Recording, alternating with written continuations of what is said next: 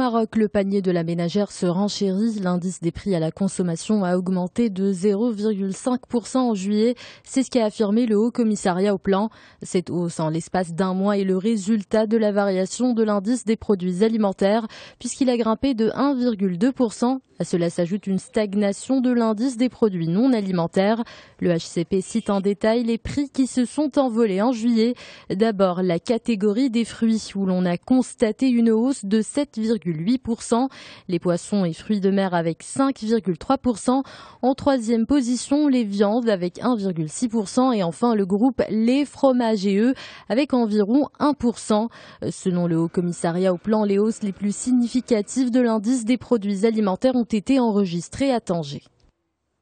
La guerre aux abattoirs non qualifiés est déclarée, notamment à Al-Haouz où les autorités provinciales ont agi avec fermeté en 2015. Elles ont fermé et réaménagé plusieurs abattoirs. Cela fait partie des mesures de gestion des prestations des services communaux.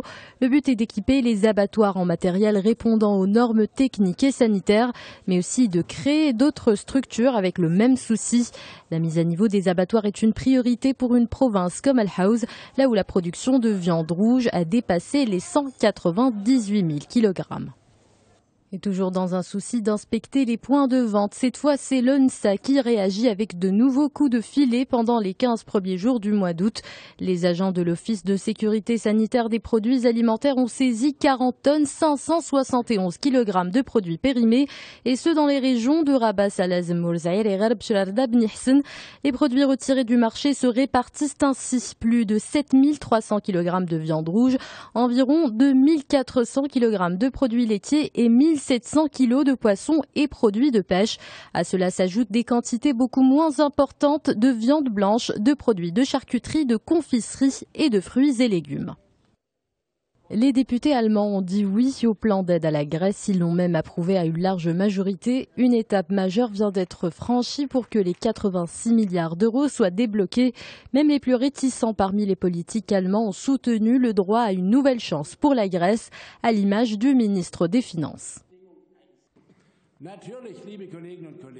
Après l'expérience des dernières années, il n'y a pas de garantie de succès. Nous pouvons avoir des doutes. Mais puisque le gouvernement grec a fait passer une grande partie des mesures, ce serait irresponsable de ne pas accorder l'opportunité d'un nouveau départ pour la Grèce. En France, les agriculteurs crient toujours leur colère, notamment dans la Manche, où les producteurs de lait et de viande bovine étaient en tête de cortège.